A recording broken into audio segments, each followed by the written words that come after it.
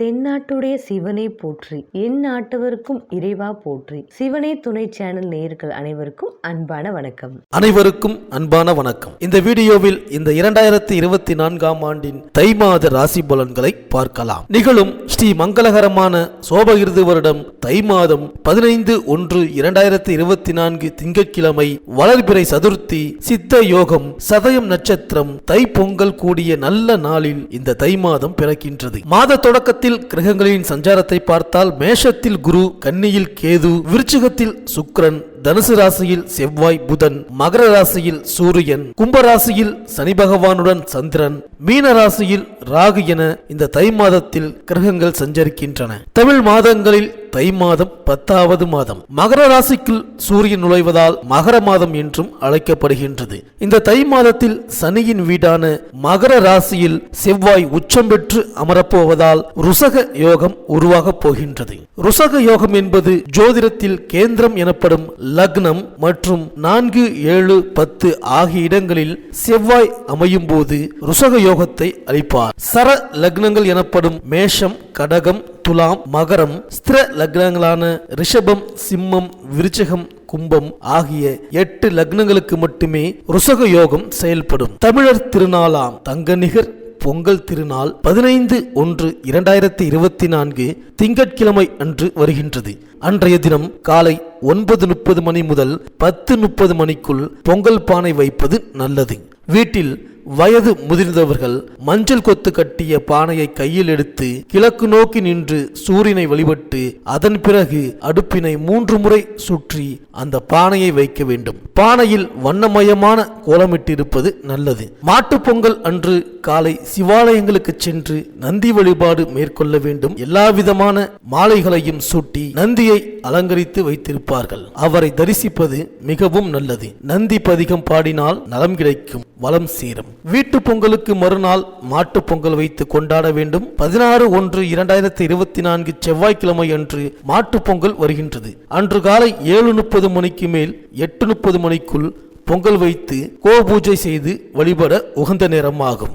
மேலும் தை அமாவாசை 9/2/2024 வெள்ளிக்கிழமை அன்று வருகின்றது. தை மாதம் வரக்கூடிய அமாவாசை திதியில் நமது முன்னோர்களை நினைத்து வழிபட்டால் எந்த நாளும் இன்பமாக வாழலாம். தை பிறந்தால் வழி பிறக்கும் என்று சொல்வது வழக்கம்.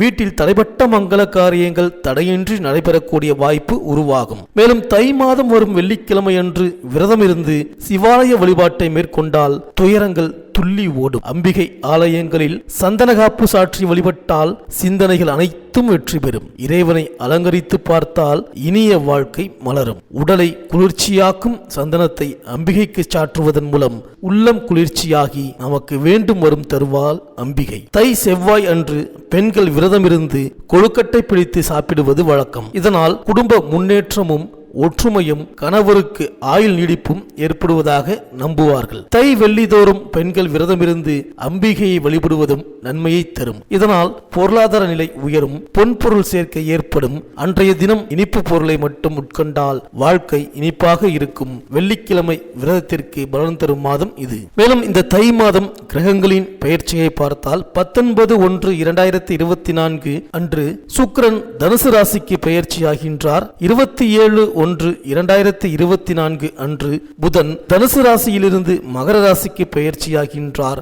4/2/2024 அன்று செவ்வாய் தனுசு ராசியிலிருந்து தனது உச்ச வீடான மகர ராசிக்கு பெயர்ச்சியாகின்றார். இந்த கிரகங்களின் சஞ்சாரம் மற்றும் மாற்றத்தினால் உங்கள் ராசிக்கு என்னென்ன பலன்கள் கிடைக்கப் போகின்றது, நீங்கள் செய்ய வேண்டிய பரிகாரங்கள் என்ன என்று இந்த வீடியோவில் பார்க்கலாம். அனைவருக்கும் இனிய குரு பகவானை ராசிநாதனாக கொண்ட மீன ராசி அன்பர்களே, இந்த தை மாத கிரக நிலைகளை ஆராய்ந்து பார்க்கும் பொழுது மாத தொடக்கத்தில் உங்கள் ராசிநாதன் குரு பகவான் தனஸ்தானத்தில் சஞ்சரிக்கின்றார். எனவே பொருளாதார நிலை திருப்திகரமாக இருக்கும், ஆரோக்கியம் சீராகும். விரயஸ்தானத்தில் சனி இருப்பதால் விரயங்கள் வரத்தான் செய்யும் என்றாலும் அதை சமாளிக்கும் ஆற்றலும் உங்களுக்கு உண்டு. மொத்தத்தில் வரவும் செலவும் சமமாகும். மேலும் மாத தொடக்கத்தில் குரு பகவான் உங்கள் ராசிக்கு 2ஆம் இடத்தில் இருக்கின்றார். எனவே தனஸ்தானம் வலுவடைகின்றது. அவரது பார்வை 6, 8, 10 ஆகிய இடங்களில் பதிகின்றது. எனவே தற்கால பணியில் உள்ளவர்கள் நிரந்தர பணியாளராக மாறும் வாய்ப்பு உண்டு. நீண்ட நாட்களாக வாட்டி வதைத்த நோயின் கொடுமை தீரும். உத்தியோகத்தில் இருப்பவர்கள் விருப்ப ஓய்வில் வெளிவந்து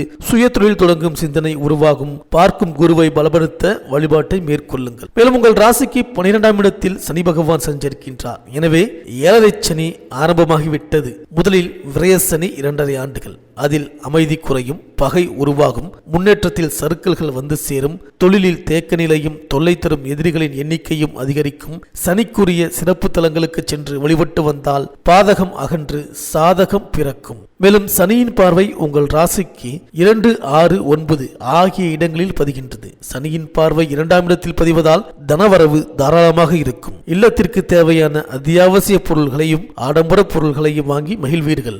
வீடு, இடம் வாங்கும் யோகம் உண்டு. சுப விரயங்கள் அதிகரிக்கும். மேலும் சனியின் பார்வை உங்கள் ராசிக்கு 6ஆம் இடத்தில் பதிவதால் ஜீவனஸ்தானம் புனிதமடைகின்றது. எனவே தொழில் உத்தியோகத்தில் எதிர்பார்த்த நல்ல மாற்றம் உண்டு. புதிய பங்குதாரர்கள் வந்து இணையலாம். வெளிநாட்டில் உள்ள நல்ல நிறுவனங்களில் இருந்து உத்தியோகத்திற்கான அழைப்புகள் வரலாம். பணிபுரியும் இடத்தில் பல நாட்களாக இருந்த பிரச்சனைகள் நல்ல முடிவிற்கு வரும். மேலும் சனியின் பார்வை 9ஆம் இடத்தில் பதிவதால் கைவிட்டு போன பொருள்கள் மீண்டும் வரலாம். கடன் சுமை குறைய புதிய வழிபிறக்கும். பூர்வீக சொத்துக்களை வெற்றிவிட்டு புதிய இடம் வாங்கும் யோகம் உண்டு. பெற்றோர் வழியில் ஏற்பட்ட பிணக்குகள் அகலும். பிள்ளைகள் வேலை நிமித்தமாக வெளிநாடு செல்லும் முயற்சியில் இருந்த தடை அகலும். முன்னோர்கள் கட்டி வைத்த கோவிலை மேலும் வளப்படுத்தி திருப்பணிகள் செய்ய முன்வருவீர்கள். மேலும் மாத தொடக்கத்திலேயே உங்கள் ஜென்ம ராசியில் ராகுவும் சப்தமஸ்தானத்தில் கேதுவும் சஞ்சரிக்கின்றார்கள். இதன் விளைவாக பயணங்கள் அதிகரிக்கும். பொருளாதார நிலை திருப்தி தரும். புதிய முயற்சிகளில் வெற்றி கிடைக்கும். ஏற்ற இறக்க நிலை இருந்தாலும் அதை சமாளித்து விடுவீர்கள். ஆயினும் குடும்பத்தில் அடிக்கடி பிரச்சனைகள் தலை தூக்கும். விட்டு கொடுத்து செல்ல வேண்டிய நேரம் இது. கேதுவின் ஆதிக்கம் இருப்பதால் வாழ்க்கை துணையை அனுசரித்து செல்வதன் மூலமே வாழ்வில் அமைதி காண முடியும். குடும்ப சுமை கூடும். சர்பசாந்தி வழிபாடுகளை மேற்கொண்டால் நன்மைகள் நடைபெறும். மேலும் ஜனவரி 19ஆம் தேதி தனுசு ராசிக்கு சுக்கிரன் செல்கிறார். உங்கள் ராசிக்கு 3, 8 ஆகிய இடங்களுக்கு அதிபதியானவர் சுக்கிரன். அவர் 10ஆம் இடத்திற்கு வரும் இந்த நேரம் மிகுந்த கவனத்தோடு செயல்பட வேண்டும். தொழிலில் பங்குதாரர்கள் சொல்வது ஒன்றும் செய்வது ஒன்றுமாக இருக்கும். விலை உயர்ந்த பொருட்களை கையாளும் பொழுது கவனம் தேவை. பணிபுரியும் இடத்தில் அதிகாரிகளின் கெடுபிடி அதிகரிக்கும். உங்களிடம் கொடுக்கப்பட்ட பொறுப்புகளை மற்றவர்களிடம் ஒப்படைக்க வேண்டாம். மேலும் ஜனவரி 27ஆம் தேதி மகர ராசிக்கு புதன் செல்கின்றார். உங்கள் ராசிக்கு 4, 7 ஆகிய இடங்களுக்கு அதிபதியானவர் புதன். அவர் லாபஸ்தானத்திற்கு வரும் இந்த நேரம் நல்ல நேரம்தான். இடம் பூமியால் லாபம் கிடைக்கும். வியாபாரம் வெற்றி நடைபோடும். என்றைக்கோ குறைந்த விலைக்கு வாங்கி போட்ட இடம் இப்பொழுது அதிக விலைக்கு விற்று உங்கள் பண தேவைகளை முழுமையாக பூர்த்தி செய்ய போகின்றது. உத்தியோகத்தில் இருப்பவர்களுக்கு வெளிநாட்டில் உள்ள நல்ல நிறுவனங்களில் இருந்து கூடுதல் சம்பளம் தருவதாக சொல்லி அழைப்புகள் வரலாம். சுபகாரியங்கள் நடைபெறுவதில் இருந்த தடைகள் அகலும். மேலும் பிப்ரவரி 4ஆம் தேதி மகர ராசிக்கு செவ்வாய் செல்கின்றார். இந்த காலம் ஒரு பொற்காலம். சகாயஸ்தானம் மற்றும் தொழில் ஸ்தானத்திற்கு அதிபதியான செவ்வாய் லாபஸ்தானத்திற்கு வரும் இந்த நேரம் தொழிலில் எதிர்பார்த்ததை காட்டிலும் கூடுதல் லாபம் கிடைக்கும். சமூகத்தில் உள்ள முக்கிய பொறுப்புகளுக்கு உங்களை தேர்ந்தெடுப்பார்கள். கிளை தொழில் தொடங்கும் முயற்சியில் ஆர்வம் காட்டுவீர்கள். பொது வாழ்வில் உள்ளவர்களுக்கு ஆதரவு கரம் நீட்டுபவர்களின் எண்ணிக்கை அதிகரிக்கும். வியாபாரம் தொழில் செய்பவர்களுக்கு கூட்டாளிகளை மாற்றலாமா என்ற சிந்தனை மேலோங்கும். உத்தியோகஸ்தர்களுக்கு உழைப்பிற்கு ஏற்ற பலன் கிடைக்கும். கலைஞர்களுக்கு நல்ல சந்தர்ப்பங்கள் நாடி வரும். மாணவ மாணவியர்களுக்கு நினைவாற்றல் அதிகரிக்கும். பெண்களுக்கு வீடு மாற்றங்களும் பணியிட மாற்றங்களும் வரலாம். விரயங்கள் கொஞ்சம் கூடுதலாக இருக்கும். வீடு மாற்றம், இடமாற்றம் ஒரு சிலருக்கு வந்து சேரும். கணவன் மனைவிக்குள் உறவு பலப்பட விட்டு கொடுத்து செல்வது நல்லது. 7 சனியின் ஆதிக்கம் இருப்பதால் எதையும் சிந்தித்து செயல்படுவதோடு வழிபாட்டிலும் அதிக கவனம் செலுத்துவது நல்லது. உற்றார் உறவினர்களின் பகை அதிகரிக்கும். பிள்ளைகள் வழியில் சுப செலவுகள் உண்டு. பணிபுரியும் பெண்களுக்கு கேட்ட இடத்திற்கு மாறுதல் கிடைக்கும். அரசு வேலைக்காக முயற்சித்தவர்களுக்கு அது கைகூடுவதற்கான அறிகுறி தென்படும். இந்த மீனராசி அன்பர்கள் இந்த தை மாதம் பிரதி வெள்ளிக்கிழமை மாலை வேளையில் ஸ்ரீ நடராஜர் வழிபாடு செய்து வாருங்கள். சித்தர் பீடங்களுக்கு அபிஷேக பொருள் தந்து பிரார்த்தனை செய்து வாருங்கள். இந்த மீனராசி அன்பர்களுக்கு இந்த தை மாதம் அனைத்தும் நன்மையே நடக்கும்.